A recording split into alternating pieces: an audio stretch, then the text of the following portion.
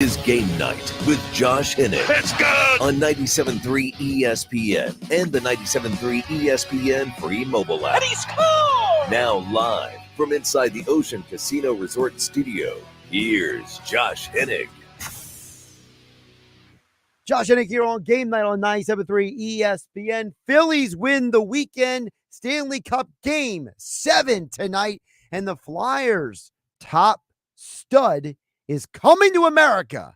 All that and more this hour on 97.3 ESPN. What a wild weekend it was because, you already had the Phillies going on. We're all kind of like, checking on the Stanley Cup. I don't know how many people in our audience was like religiously watching the Stanley Cup final, but the reality is that when Edmonton won that Game 6, I don't think anybody was like, oh, this is exactly what... Nobody knew this was going to have. Okay?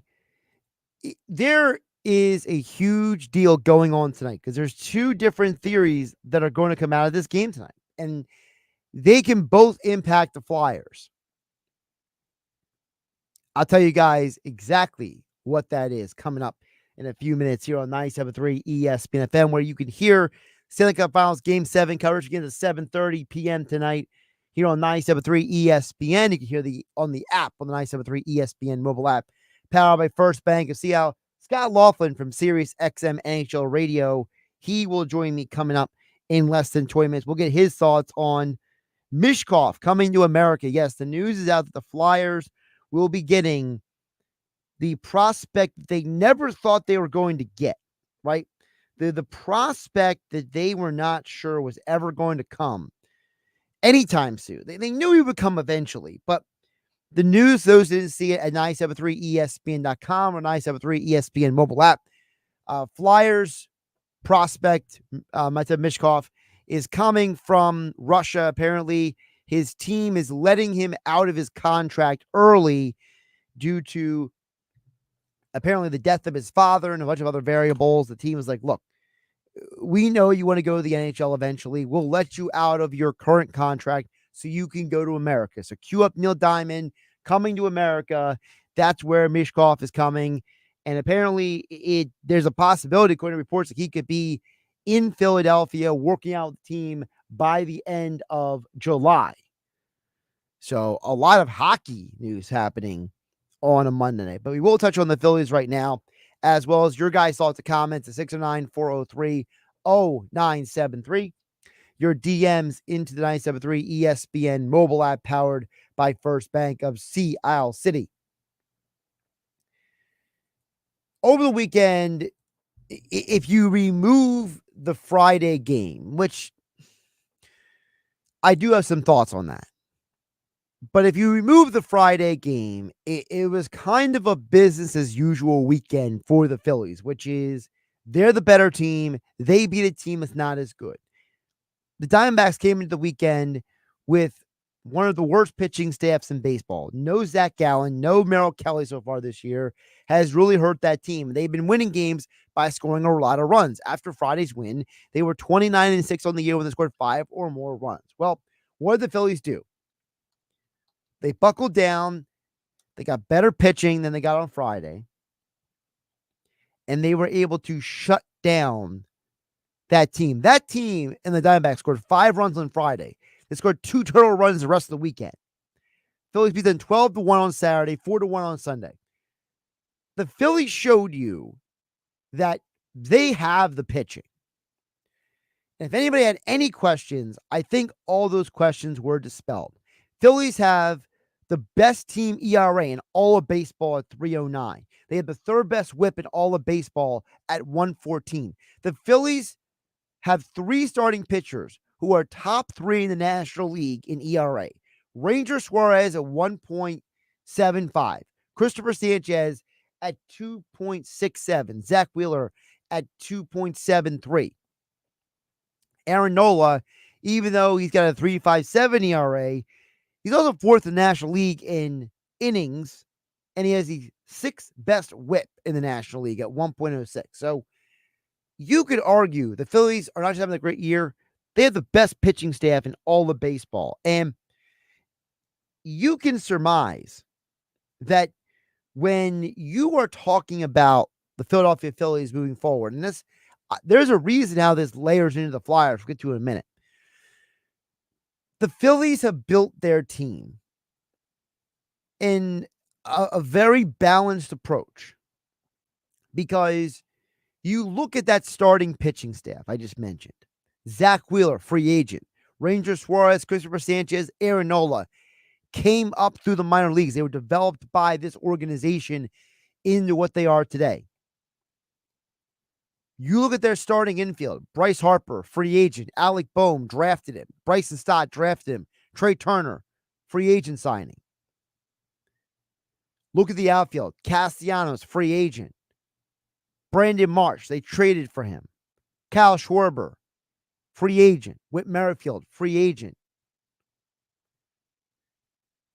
It's a balanced roster between finding guys outside the organization and developing your own guys. Sir Anthony Dominguez, your own guy. Jose Alvarado basically picked him up off the scrap heap, I should say, of the Tampa Bay Rays. Gregory Soto, you traded for him. Matt Strahm, you acquired him.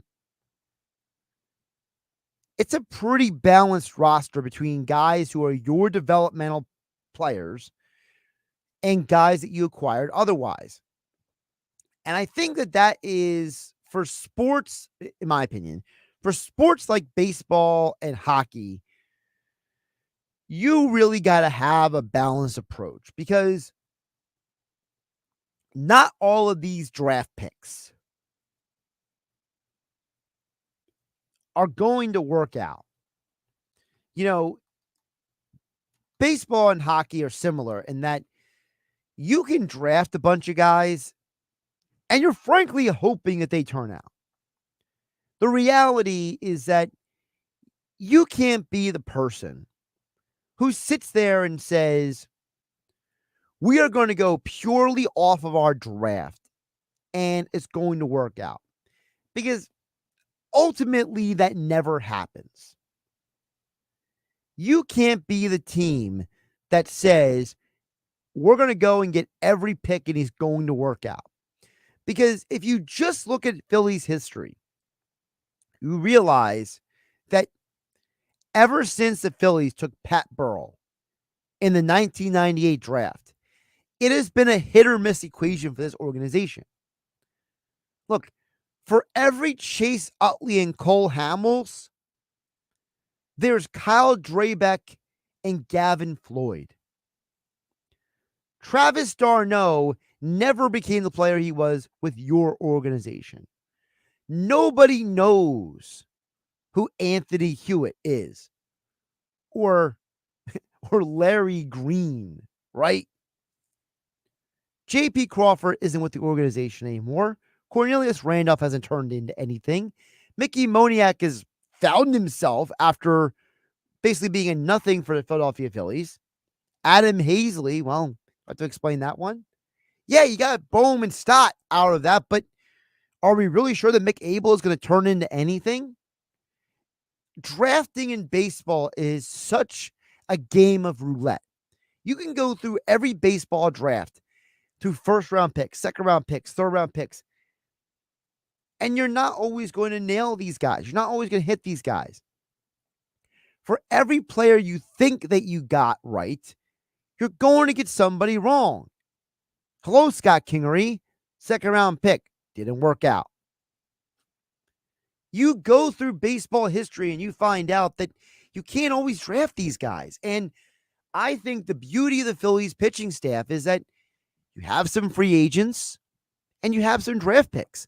And it's something that Mike Gill and Frank Close brought up earlier today on the Sports Bash here on 97.3 ESPN about how this organization deserves a ton of credit for building this staff. And yeah, signing Christopher Sanchez isn't the sexiest move in the world, but it's a move that makes sense. And sometimes you got to build in a way that makes sense. You don't have the best pitching staff in baseball because you got all the draft picks right. You have the best pitching staff in baseball because you made some free agent moves. You made some trades. You made some draft picks. And it all worked out, ultimately, in the long run. Now, look, with Taijuan Walker on the injured list, we'll see what happens. Turnbull goes back to the rotation. And we know in 6 starts, Turnbull had a great year so far. Horrible out of the bullpen, great in the starting rotation. What do you do next? We'll find out. I think that we can argue for the next 2 weeks what the Phillies should do with the Walker Turnbull situation. But I think at the same time, you have to be grateful for what you have. And just like hockey, you do the same thing in baseball. You got to develop through your farm system. You got to develop through free agency. You got to develop through trades. And frankly, you might be in a position where if Turnbull pitches well for the next couple weeks, do you just try to flip him at the deadline? Could Turnbull be used as trade bait? You know, Taijuan Walker allowed 3 runs or less in 6 of his 10 starts. So is it possible that people are just overreacting to his 4 bad starts? If the Phillies have 4 great pitchers, in the big picture, does it matter who the number 5 starter is? 609-403-0973. Your DMs, the 973 ESPN mobile app powered by First Bank Seattle. Steve from Ventnor is kind of picking up what I'm putting down when he says, Mick Abel is giving me Spencer Howard vibe. I say we should trade him. We have a solid rotation already locked up. Steve from Ventnor brings up a great point. Sometimes you got to trade guys because at the end of the day, they may not have a future in your plans. Allegretti's another example of a guy that probably is never getting to the major leagues. Do you convince an organization that Scott Kingery is somebody that they can have? Simone Muzziotti. These guys are never going to be part of your future plans, it looks like. Why not trade them, strike while the iron's hot, and improve your team? And whether it is someone like a Mason Miller from the A's or somebody else, I'm not saying it has to be necessarily a bullpen pitcher. You guys know my opinion here on 97.3 ESPN is that I believe they should go get a right-handed bat.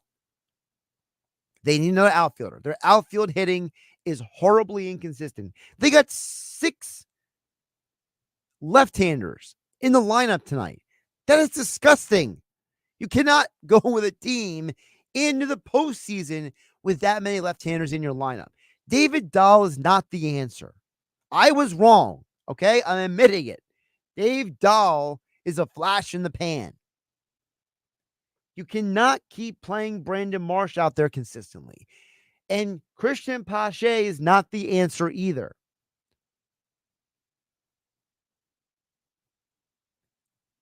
Steve Mentor's right. You got to trade these guys because if you don't want them to just rot in the minor leagues and become nothing for you.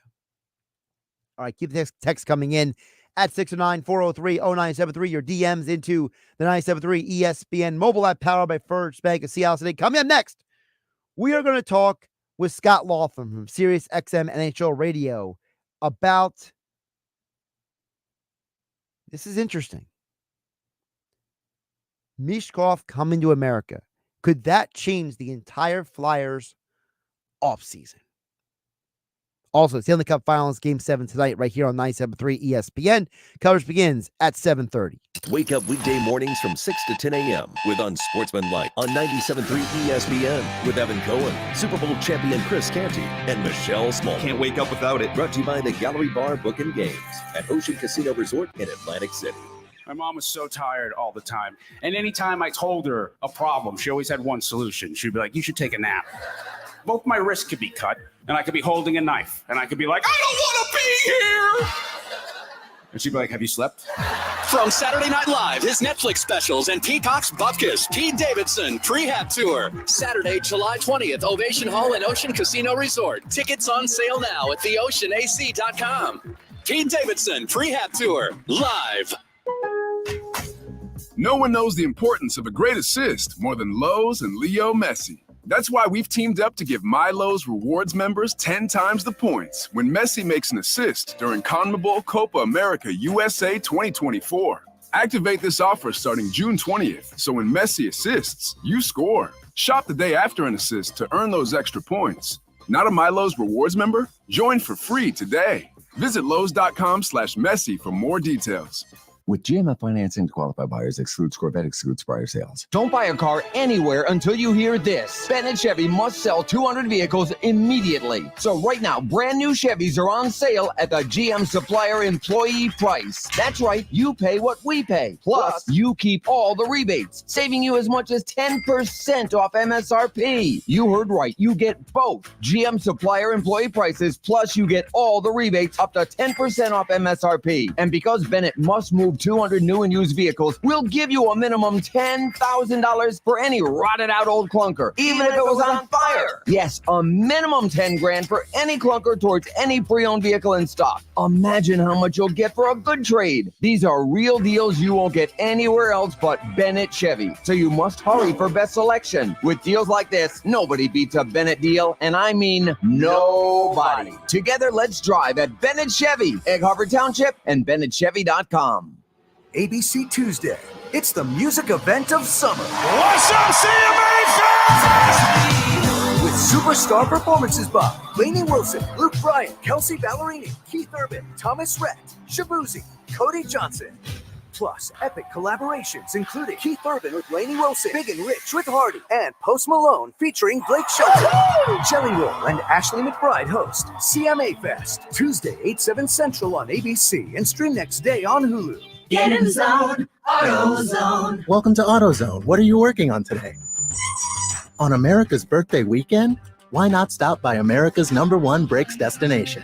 Right now, you can save 15% when you buy a set of OE quality Duralast pads and rotors, and up to 50% when you bundle Shop Pro brake cleaner and brake fluid with Sil Glide brake lubricant. It's just part of our 4th of July sale at AutoZone. Get in the zone, AutoZone. Restrictions apply. New Jersey is leading the nation in clean energy investments with one thing in mind: you. Save money while saving the planet. New Jersey's Clean Energy Program is a statewide program that offers incentives, programs, and services that benefit New Jersey residents, businesses, education, government, and nonprofit entities to help us all save energy, money, and the environment. Discover how you can start saving today and help ensure a cleaner future. Visit njcleanenergy.com to see what New Jersey's Clean Energy Program can do for you. A message from the New Jersey Board of Public Utilities.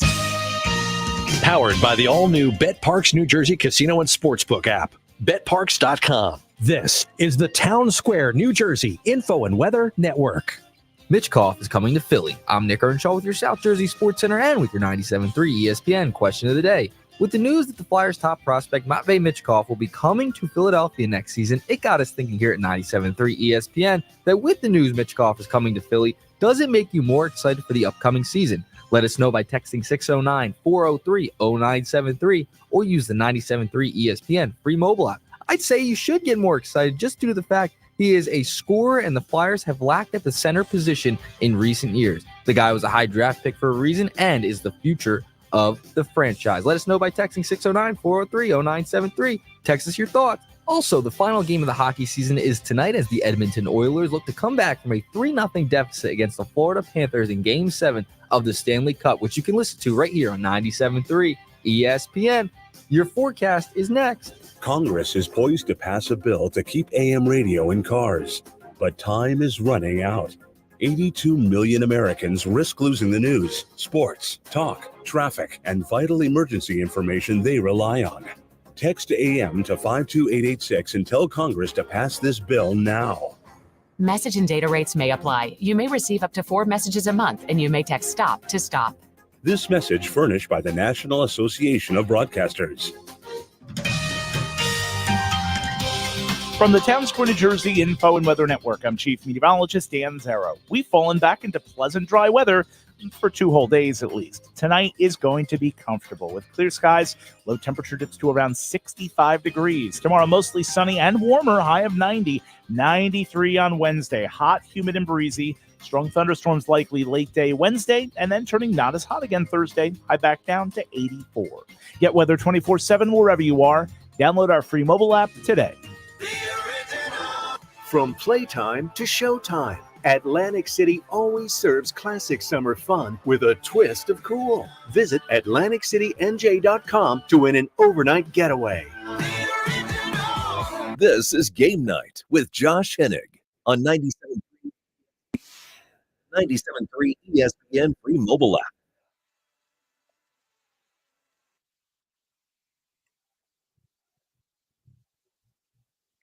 That's right. Mishkov is coming to America. How could that change the Flyers off season? Plus, Stanley Cup Game 7 is today. You know, the Oilers, they built a team based on drafting guys, super elite prospects. Could the Flyers be doing something similar now that Mishkov is coming to America? By the way, Game 7 tonight here on 97.3 ESPN FM, the 97.3 ESPN mobile app powered by First Bank of Seattle. Game 7 of the Oilers versus Panthers tonight on 97.3 ESPN. Join us right now on the phone line. Scott Lawford from Sirius XM NHL Radio. Join us to get more into it all here on 97.3 ESPN. Scott, welcome in. How you doing today? I'm doing better now, Josh. I mean, I like the Neil Diamond. I mean, when I'm in an upbeat mood, I want to hear America by Neil Diamond. When I'm in a down mood, maybe I go for Love on the Rocks or something like that. Boy, I love that Neil Diamond stuff. I really do. It stands the test of time. So, coming to America, that's what Mishkov is doing. You know, Scott, this was kind of like a pipe dream for a lot of players. Like, oh, well, he'll eventually come. He'll eventually get there. Well, now he is actually going to come. So, for you, how does that change the players off? Well, look, I think they've already added themselves a top 6 winger. You don't have to go out and shake the tree and find money to go out and find somebody in free agency that's going to upgrade the offense up front. So I don't know how they've done it, to be honest with you, Josh. I mean, J.P. Barry and Pat Rizal took over recently representing him with some help from Paul Giordano. They have said that they're going to get him out of his KHL contract due to compassionate reasons. I'm not sure if that came down to the old reliable green and a lot of green being thrown over the way of Russia and the KHL club SKA St. Petersburg. Look, I think the Flyers have changed it from this standpoint. There's one less question mark going to the offseason.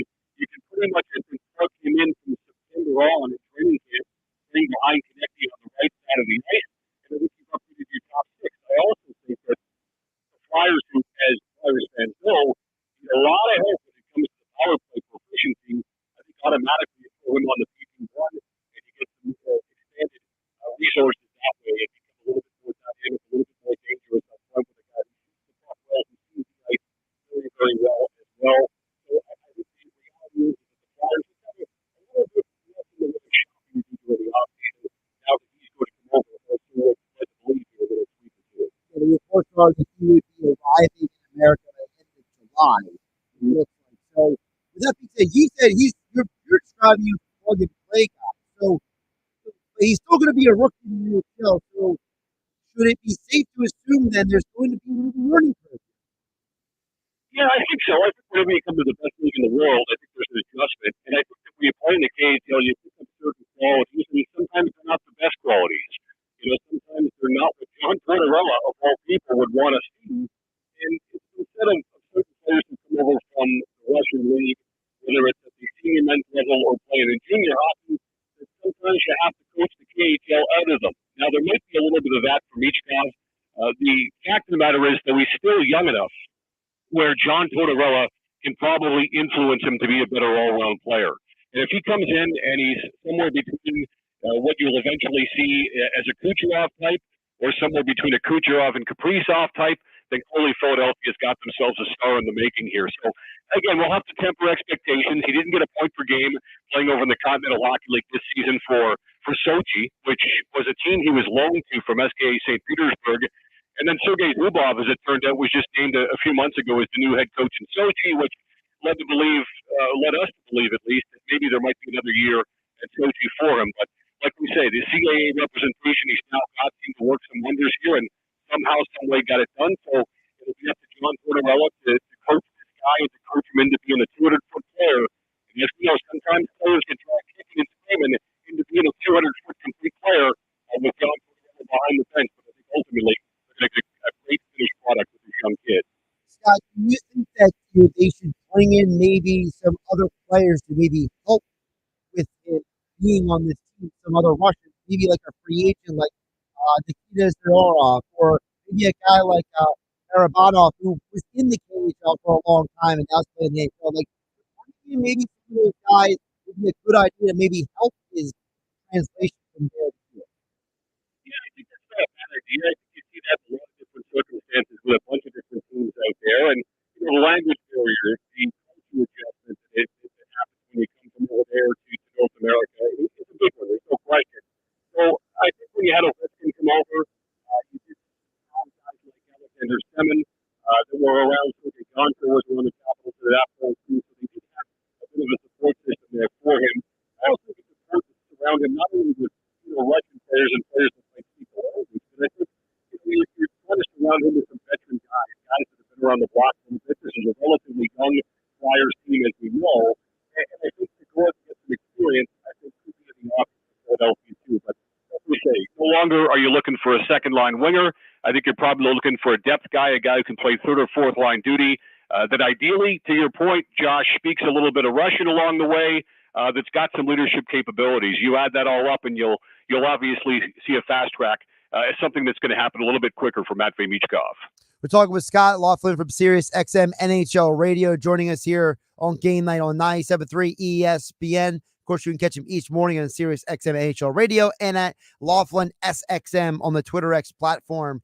Now, with all that being said, the other side of this coin is, what does this mean for some of the guys who are currently on the Flyers? Scott, the Flyers have guys like Cam Atkinson and Ryan Johansson, big salary cap numbers entering the final year of their contracts. Is this maybe a situation where now Keith Jones and Danny Briere need to maybe start getting on the phone once they get Michkov in the house and say, does anybody want some of these contracts that'll expire? Yeah, I think that could be in the offing. We know that the buyout window opens up basically 24 hours, make that 48 hours after the Cup's handed out. So at this time on Wednesday, we'll be talking about the buyout window, the first buyout window opening up, where you can pay players to basically go away and limit the cap hit that you're going to have. So first thing, like you say, Josh, is to pick up the phone to see if there are any takers, to see if you can get any assets back in return for some of the guys that you mentioned. Beyond that, the buyouts also perhaps something that they want to do that can limit the damage and, again, shed some salary cap space and perhaps open up a little bit more in the way of responsibility for Michkov, too. So I think all teams are going to be looking to that here in the next couple of days as to cleaning house to get their salary cap into place, not specifically for the draft coming up in Vegas later this week, but of course for what's going to happen a week from now when the free agent market opens up. For those who don't know, Cam Atkinson, $5.875 million next year. Ryan Johansson, $8 million on the cap next year. So that's why we brought up those guys specifically. Scott, you mentioned the Cup being handed out today. Folks can hear it right here on 97.3 ESPN. Coverage begins at 7:30 tonight. Is this one of the most wild Stanley Cups that you can think of? Because, everyone counted out the Oilers. And then somehow, what on earth happened? Did Bobrovsky forget how to play hockey? Did the Oilers just figure out somehow some way to beat the Panthers defense? Like, how on earth has this series turned like this? It is unbelievable to think that we're at this point. We had former Flyer Justin Williams on our program this morning, too, and he talked about it. He's like, I'm not quite sure how we got here. And keep in mind, he was a guy with the Kings that was down 0-3 against the Sharks back in the playoffs in 2014, and they came all the way back to win it in 7 games as well. So he's gone through it before. And I think we're all trying to figure out how we're here. Well, when you break it down, number one, Connor McDavid, right? Connor McDavid with back-to-back 4-point performances earlier in the series. Connor McDavid's going to go down as one of the all-time greats and is already in the conversation with Gretzky and Lemieux for his playoff exploits. Number two, the goaltending edge that Sergei Bobrovsky provided for Florida in the first 3 games hasn't necessarily been there, far from it, in the last 3. Stuart Skinner has outperformed him. Number 3, the edge we thought that Edmonton had on special teams going into the series. Well, that's held true. The Panthers are 1 for 19 on the power play. They've kicked away Montour from the power play unit number 1. OEL is now on the back end quarterbacking that power play. Verhaeghe's no longer on the power play unit number 1, and Tarasenko's on the power play unit number 1 now. So they're trying to mix and match and find some semblance of power play proficiency when they need it most. And by all means, they don't want to get scored upon. shorthanded like they've done not once but twice in this series as well, too. So I think those are three major reasons as to how this thing shifted. And I got to tell you what, Josh, I mean, tonight's game is going to go down at the end of tonight. We're going to know that this is the greatest comeback in Stanley Cup playoff history, or this is the greatest collapse in Stanley Cup playoff history, depending on who wins it. If the Panthers win, yeah, you know what? I mean, it was a great series. You stopped the bleeding. You saved it just in the nick of time, and you kept that ship afloat. If the Edmonton Oilers win it, we'll be pumping their tires talking about what an amazing comeback it was.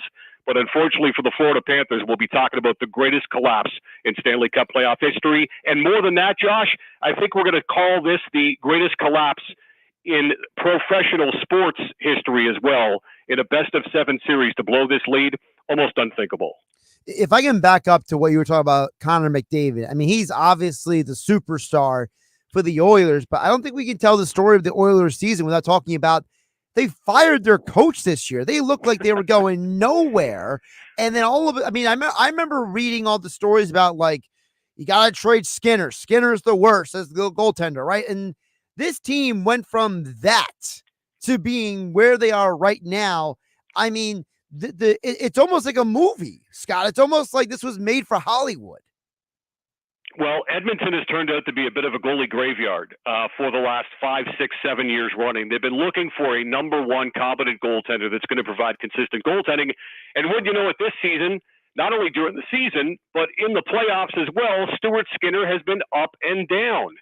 But in games 4 through 7 of series, his numbers are off the charts good. So the first 3 games, you hope he can survive the odd leaky, odorous goal. The final 3 or 4 games of a series, whatever it takes, he's been lights out good. He's been very, very clutch. So I think that the goaltending has been a big story for the Edmonton Oilers all season long. Josh, you go back to the season opening game. They lost to the Vancouver Canucks 8-1. And people are thinking, man, this is not supposed to happen for McDavid and Draisaitl and a team that's got Stanley Cup aspirations. They started the season 3-9-1. They fired their head coach, Jay Woodcroft, and in would come Chris Knobloch, who coached Connor McDavid and Connor Brown in Erie in the Ontario Hockey League. The rest, as they say, is history. They had the 16-game winning streak throughout the course of the campaign. Even Chris Knobloch, when they were down 0-3, was saying, I'm looking forward to the final 10 days of the season. And boy, as it turns out, he was right. It was going to go 10 more days. He's got his team in position to do something really special and unique coming up tonight. Scott, I got to be honest with you, because you mentioned about the goaltender. I don't even know the last time they had a competent goaltender. What was it, Tommy Salo in the early 2000s? Like, I mean, like, you're right. It's not just the last 5 years. It feels like for the last, like, 20, 30 years, Edmonton hasn't had competent goaltending. Well, I'll tell you what, Josh. I mean, you could trace it back to 2006. So they made the 2006 Stanley Cup final against the Carolina Hurricanes. Right. Dwayne Rollison was so good for the Oilers. And what happened back in the 2006 Stanley Cup final in game number 1, he gets hurt. He's done for the series. So now they're trying to mix and match along the way with Ty Conklin, and UC Markkanen, and it wasn't good enough to get it done. They lose in the 7th game down in Raleigh against the Carolina Hurricanes and Cam Ward back then. So, yeah, 2006 with Dwayne Rollison, I think might have been the last time that they could have that consistent guy that they could rely on with any sort of a pedigree. Ever since then, it has been a work in progress. And again, Flyers fans know all about trying to find goaltending, right? It's elusive for some franchises for some reason. Vancouver, for the longest time, they used to call that a goalie graveyard until Kirk McLean kind of solidified things and got them to the 94 Stanley Cup final against the Rangers. And then Roberto Luongo was picked up from the Panthers, and Luongo was very, very good for a number of years and got to Game 7 against the Bruins in 2011 too. But beyond that, though, Vancouver was trying to mix and match. So for some franchises, when you get a franchise netminder, you hold on to them for a decade or so. For others, it's still a work in progress. Talking with Scott Law from SiriusXM NHL Radio. A couple more for him here on Game Night on 97.3 ESPN. Stanley Cup Final Game 7 tonight. Coverage begins at 7:30 here on 97.3 ESPN. You mentioned the Panthers. This is their 3rd Stanley Cup Finals appearance, which in and of itself is wild, considering the franchise has only been around since, 93, 94. So, for them, what is on the line for the franchise tonight? Because this is 2 straight Stanley Cup Finals, 2 straight years where they were in position to win it all. Scott, if they don't win it all this year, they've collapsed. What does the franchise do moving forward? Well, I think from afar, as sports fans, we've looked at the South Florida market, and we know that if they win, they will come. Other than that, fans don't show up, and that's true for all of the major sports. I mean, even the Dolphins in the National Football League, if the Dolphins aren't winning, you're going to find some fans disguised as empty seats in Miami. That's just the way it works. It doesn't matter what the sport is. So they've worked long and hard to put themselves into a position here, as you say, Josh, in consecutive years where they make the Stanley Cup final. They start to fill up the stands once again. Everybody's talking Panthers hockey down there. And now's the opportunity to hook the fan base in there for at least the next couple of seasons to sustain this thing a little bit further. Beyond that, though, if you lose tonight and you get all the negative publicity that comes with collapsing in a best-of-7 series, unlike anything we've seen since 1942, and it's different now for many different reasons, which we don't have to get into from 1942 here to 2024. It's a different landscape entirely. And if they let this get away, it's something that they're going to regret for the rest of their lives. I'm reminded of that speech that the late, great Herb Brooks gave to Team USA. Remember when they beat the Soviets, and then they still had to go take care of business against Finland, right? And they were nip and tuck through the first couple of periods of that game against the Finns, as we remember. Remember, Herb Brooks famously said to his team, if you don't go out there and get it done in this period, you're going to regret it for the rest of your lives. I don't know if Paul Maurice has to harken back to the ghost of Herb Brooks or what, but that's the type of impetus I think that the Florida Panthers need tonight to get out there, because if you can't go and play a full 60, maybe even more, dare we say, the Stanley Cup Final Game 7 has gone to overtime twice. 1950 and 1954 were the only times, though. Wouldn't it be something if it happens tonight going to extra time? I think the Florida Panthers, it would behoove them, Josh, to say, you know what? If we don't get it done tonight, we're going to think about this for the rest of our collective lives. Scott, before I let you go, Oilers, Panthers, the way these teams have been built, what can an organization like the Flyers learn from organizations like the Oilers and Panthers and how they built their teams?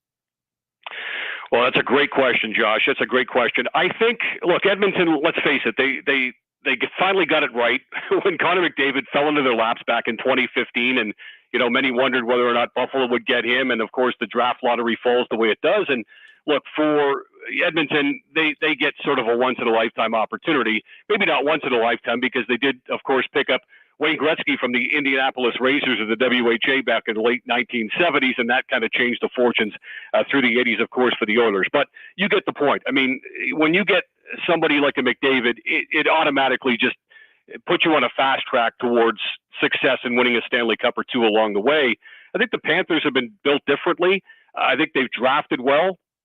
I think that general manager Bill Zito deserves a lot of credit for knowing when to trade away first-round picks as well. Keep in mind, Josh, this is a Panthers team that is without a first-round pick until 2026. They have not had first-round picks here lately, but they realized that we were a team, they were saying to themselves a couple of years ago, that won the President's Trophy. They felt like we want to strike while the iron's hot here. We'll make deals to bring guys in that can contribute now. And that's why the window of opportunity right now is open, probably more so than it's ever going to be for the Florida Panthers, because all of their players, the nucleus, and we don't know about Sam Reinhart, who could hit the market next Monday off the 57-goal season, but they've got guys in their mid to late 20s who are supposed to win right now. It's not about first-round picks or building towards the future. This window for them is open now, and they've got to strike while it's open. So what I'm saying is, I guess you've got to build to the draft. You're not going to be lucky like the Oilers were in terms of getting a generational talent that's going to be a first-round guy that's going to be a first-ballot Hall of Famer. But the Panthers are a team, again, without the first-round picks, that's done it slowly and surely through the draft, and knowing when to strike and knowing when to spend when the time is right to make sure that they take a real swing for the fences. So I think Philadelphia is building towards that. And again, when the time is right, like many NHL teams do, you deal draft picks to get players that can step in and maybe put you over the hump. Flyers not quite there, but certainly on the road, especially with Michkov, getting back to the start of our conversation. He's Scott Laughlin, Sirius XM NHL Radio. I'm sure it's going to be a very interesting day tomorrow, no matter what this outcome is tonight. And he joined us here on Game Night on 97.3 ESPN. Scott, great stuff today. We'll talk soon. Awesome. Thanks for having me as always, Josh. Don't forget Stanley Cup Finals Game 7 tonight right here. You can hear it on 97.3 ESPN FM and as well on the 97.3 ESPN mobile app powered by First Bank of Sea Isle City. We'll get back to text board. George from Summers Point, your texts and more coming up next on 97.3 ESPN. It's the Stanley Cup Final on Sports USA, and it all comes down to this. The Florida Panthers and the Edmonton Oilers, Game 7. The Oilers have Hyman, Draisaitl, and McDavid. The Panthers with Bennett, Barkov, and Tkachuk. Oilers at Panthers, Game 7. Who will hoist the cup? Find out tonight on your home for the Stanley Cup Final, Sports USA. Game 7, tonight on 97.3 ESPN. Coverage begins at 7:30. Take $7,500 off MSRP or pay 0% for 60 months and make no payments until after Labor Day during the Kia Summer Sticker Sales Event. It's gotta be a Matte Black Kia. You heard right. Take $7,500 off MSRP on every clearly marked EV in stock. Have a job clearing $450 per week? Matte Black Kia wants to approve you today with 0 down and 0 payments until after Labor Day on every new Matte Black Kia in stock. Plus, with our 4-day love it or leave it return policy, you can drive with peace of mind. So if you're currently stuck in a loan or lease, we want to get you released. It's gotta be a Matte Black Kia. With approved credit, 24 Nero EV and EV6, 1667 per thousand. Not all will qualify. Credit may affect down payments. Offers can't be combined. Go to MattBlackKiaNJ.com for complete details or 888-505-6670. Price includes all costs to be paid by consumer, except for licensing, registration, and taxes through KMF. $7,500 off from $7,500 customer cash. EV6 rebates and incentives to dealer. Matte Black Kia, 6211 Black Horse Pike, Egg Harbor Township, and on Route 37 in Toms River. Prescriptions require an online consultation with a healthcare provider who will determine if appropriate. Restrictions apply. See website for details and important safety information. Subscription required. Price varies based on product and subscription plan. Hey guys, did you know there's a generic form of Viagra that works just the same but is 95% cheaper? And you can get it online at hims.com/joy. Through Hims, you'll get a free medical consultation to determine the ED medication that's best for you. Discreet shipping if prescribed, a 100% online process, and a range of treatment options, including trusted generic alternatives to the name brands, at up to 95% off. ED is personal, and at Hims, so is treating it. Just go to hims.com/joy and get connected to a licensed medical provider online for free with zero copay, no expensive appointments, and no awkward face-to-face conversations. To start your free online visit, you need to go to this exclusive address, hims.com/joy. That's hims.com/joy for your free online visit. hims.com/joy. The light is fading, your hands are sore, and the last tool's been put away. Now is the time to feel the satisfaction that comes with a job well done.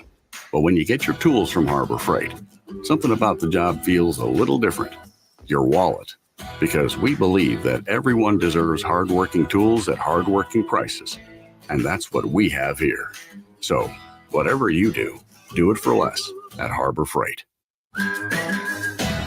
Are you ready to smell better naked? I'm Dr. Shannon Klingman, the OBGYN creator of Lumi, the whole body deodorant that's clinically proven to control odor for 72 hours on pits, feet, privates, and beyond. It's pH optimized to safely and effectively control odor anywhere you have it, but wish you didn't. Plus, it's proven to work better than a shower with soap alone. Whether you shower twice a day or 3 times a week, Lumi works better.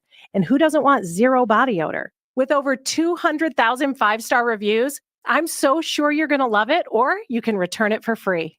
There's a special offer for listeners. Use code 500 and get 15% off your first purchase with code 500, like the Lumi Starter Pack, Acidified Body Wash, or new Lumi Plus Sweat Control. That's LUMEdeodorant.com, code 500 for 15% off your first purchase. Love it or return it for free. Deodorant.com, code 500 to save 15% today. Hello, I'm the Atlantic County Prosecutor William Reynolds. As the leader of the Chief Law Enforcement Agency of Atlantic County, we work tirelessly to ensure that our community is safe and secure. This summer, thousands of residents and visitors will head out to enjoy Atlantic County's world-famous shoreline and recreational destinations. I am asking you to partner with us by making safety a part of your summer plans. When you hit the road, always remember to buckle up, travel at safe speeds, and watch for pedestrians, and never drive impaired. If you plan to drink alcohol or under the influence of drugs, don't drive. Designate a sober driver or use a ride share. Research shows that using a ride share prevents impaired driving and saves more than 600 lives each year. Before you get into a ride share, always look for identifying placards on the front and rear windows of the vehicle. Rideshare drivers are required to display these identifying markers to ensure that you are safely entering the correct vehicle. Let's work together to have a safe and memorable summer season. No one knows the importance of a great assist more than Lowe's and Leo Messi. That's why we've teamed up to give My Lowe's Rewards members 10 times the points when Messi makes an assist during CONMEBOL Copa America USA 2024. Activate this offer starting June 20th, so when Messi assists, you score. Shop the day after an assist to earn those extra points. Not a My Lowe's Rewards member? Join for free today. Visit Lowe's.com/Messi for more details. Find what you love, love what you find. A Total Wine and More. There's so much waiting for you. Spirits and beer, thousands of wines. Guides in the know and prices so low, it just might blow your mind. You're gonna find what you love and love what you find. Only at Total Wine and More. Drink responsibly. B21. With GMF financing to qualified buyers, excludes Corvette, excludes prior sales. Don't buy a car anywhere until you hear this. Bennett Chevy must sell 200 vehicles immediately. So right now, brand new Chevys are on sale at the GM supplier employee price. That's right, you pay what we pay. Plus, you keep all the rebates, saving you as much as 10% off MSRP. You heard right, you get both GM supplier employee prices, plus you get all the rebates up to 10% off MSRP. And because Bennett must move 200 new and used vehicles, we'll give you a minimum $10,000 for any rotted out old clunker, even if it was on fire. Yes, a minimum 10 grand for any clunker towards any pre-owned vehicle in stock. Imagine how much you'll get for a good trade. These are real deals you won't get anywhere else but Bennett Chevy. So you must hurry for best selection. With deals like this, nobody beats a Bennett deal, and I mean nobody. Together, let's drive at Bennett Chevy, Egg Harbor Township, and BennettChevy.com. Now, more Game Night with Josh Hennick on 97.3 ESPN and on the 97.3 ESPN free mobile app, powered by First Bank of Sea Isle City. As promised, we'll get you guys texts here at 609-403-0973, your DMs into the 97.3 ESPN mobile app, powered by First Bank of Sea Isle. George from Summers Point chimes in, says, hey, Josh, here you talked way about the Phillies pitching staff. Speaking structure makes me think about the past postseason when the discussion, I think it means post off season, when the discussion was whether the Phillies should re-sign Nola or let him go. I'm glad Dombrowski decided to keep him and bring him back, as there are a few teams in major leagues consistently can put out a starting staff like the Phillies can now. That's from George Summers Point. George, you're right. During the offseason, the conversation was, do you bring Nola back or not? There was a lot of consternation because he had a rough year last year. And last year was the worst year of Nola's career in many senses. But I think part of the problem with the conversation last year was context, because if you look back at Nola's year last year, you realize that most of the struggles that he went through was because of the adjustment to the pitch clock. I think baseball did a lot of their players an incredible disservice last year of having the World Baseball Classic in the same year that they went to the pitch clock. There were a lot of players who struggled last year adjusting to the pitch clock, especially pitchers like Nola that, for lack of a better way of putting it, are very hyper deliberate. Okay. There are a lot of pitchers like Nola that like to slow the game down, that like to, walk around the mound, to just kind of like feel their way through the game, right?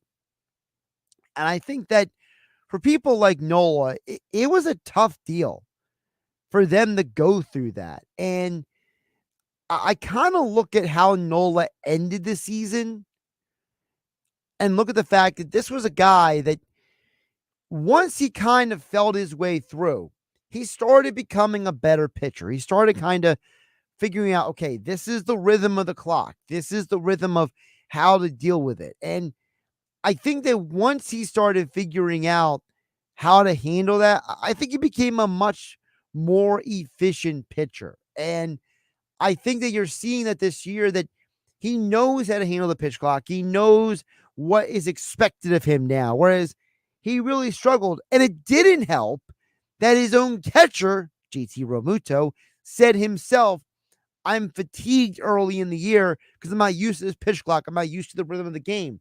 So if your catcher's not used to it and you're not used to it and you didn't have time to work on it during spring training, were we really expecting guys like Aaron Nola to be able to just flip a switch and become great? No offense to Nola. He's not Greg Maddux. He's not Roger Clemens. He's not a great all-time pitcher.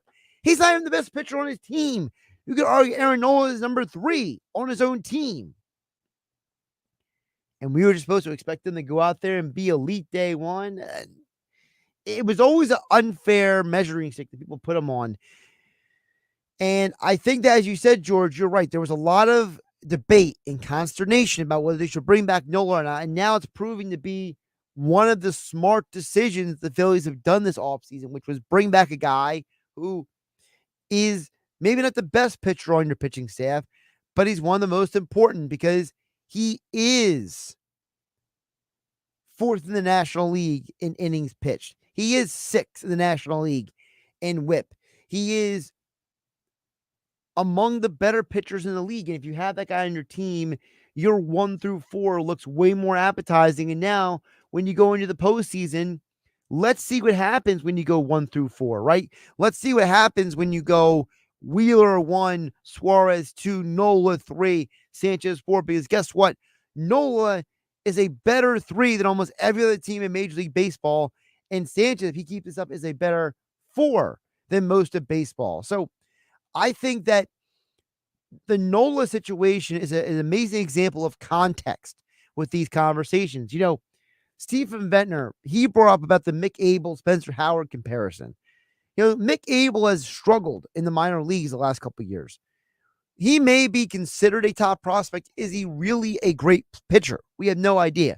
We won't know if any of these elite pitchers will be great for the Phillies or if they will be the Phillies version of the Mets from about almost 25 years ago. People forget that the Mets had this group of pitchers. It was like, Paul Wilson and Bill Pulsiver, and I forget the other, they were like Jason Isringhausen.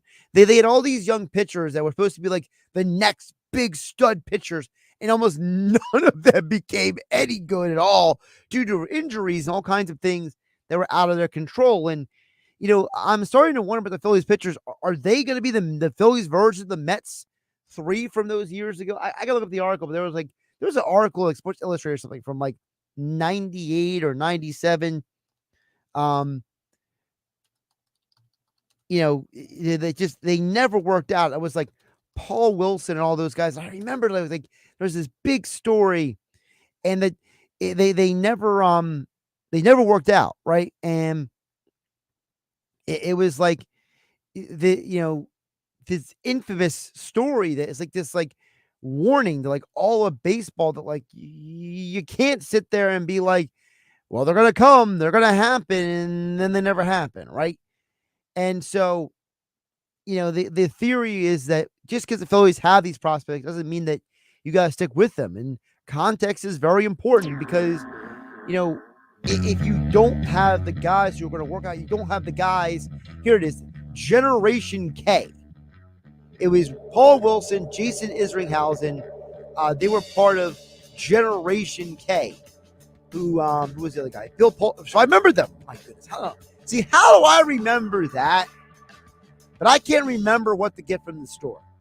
I need a shopping list to go to the store. But I can remember Generation K. Bill Pulsiver, Paul Wilson, and Jason Isringhausen. My goodness. The things that I remember versus what I don't remember is absolutely incredible. I'm going to be a science experiment one day. Like, they're going to clone me in like 100 years and like do experiments on me. It's ridiculous. I'm Josh Hennig. This is game night. Stanley Cup Final Game 7, 7:30 tonight. 97.3 ESPN has teamed up with Seize the Deal for incredible weekly offers from some fantastic local restaurants. Here's this week's big deal. Get a $50 gift card good for use at Romanelli's Garden Cafe in Galloway for just $25. Get this great deal starting Friday at 9 a.m. at seizethedeal.com. Hurry, chances are this deal will sell quickly. For more info on this great deal, go to seizethedeal.com. SeizeTheDeal.com.